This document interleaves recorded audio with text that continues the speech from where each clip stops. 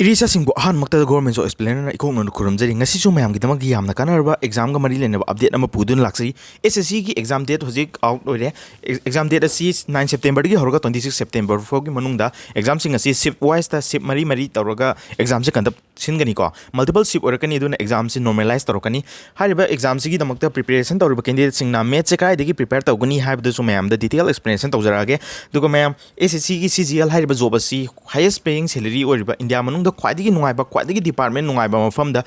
posting तागदबा याम नुंगाइबा ख्वाइदगी कोम थबक सिंगी मरकता अमा ओरबा CGL की जॉब सिंगी वैकेंसी की मतंगदनी को मैम CGL की वैकेंसी की मतंग डिटेल एक्सप्लेनेशन जो आई तौजखरबनी अदुगा मार्क एनालिसिस की मतंग दसु मैम लोइन पिजखरबनी ngasi रिमाइंडर ओइना एग्जाम डेट आउट ओरकपगी मैम वीडियो से सेमजरकबनी को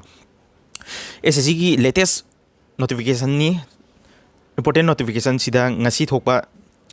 August ki date eta thokpa notification ni the commission has decided to conduct the combined graduate level 2024 tier 1 CGL ki tier 1 tier 2 leko tier 1 dugini 9 September gi horoga 26 September 2024 the exam conduct togani hana notification je official notification thokre ko do mayam the reminder ma pizarake CGL ki tier 1 je 9 September dagi horoga 26 September fo togani eduga tier 2 prelims se khalla matungda main se December da togani ko adona hajikti ki hona preparation je fatana to bigedamni maramdi mains ki ju yauna hajik preparation togadabni ko adona mains prelims loraga mains ki prepare toge adumaina tawlergadi mayam di khara sothogani adona hajik preparation to matamda tier 1 tier 2 pulap ki preparation je fatana full swing da togidamni ko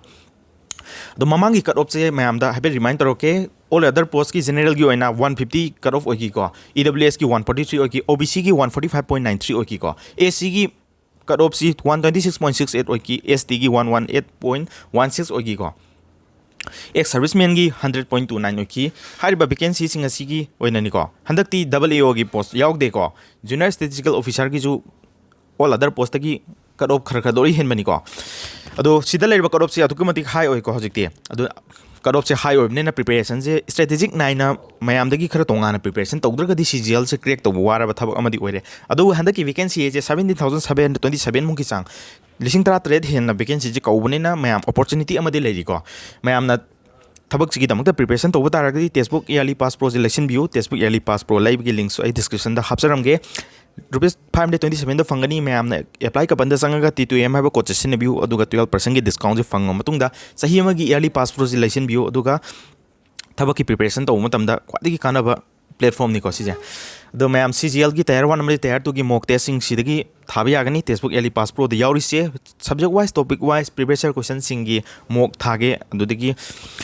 sectional oina subject isa na paraba subject sing je CG previous year chapter test PYCT hana ka yawani ko adu sing da tharaga PDF format ta previous year questions download toroga thamge har su loina dugi khudong chap ju textbook yearly pass pro dagi loina kana je phangani ko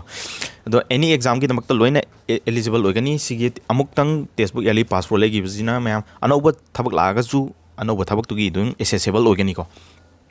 mayam na math se krai digi prepare tawani hai matamda mayam SSC coaching Manipuri hana YouTube ta search tobiro aduda channel se thorokani ko channel sida mayam na CGL gi oiro any government job ki oiro math se prepare tawge hai matamda sigi channel se sangbiro SSC coaching Manipuri hai baje mayam na search tobiro aduga playlist ta sangbiro playlist da mayam math zero to hero in Manipuri han aham di yauri ko sigi matung tarakpada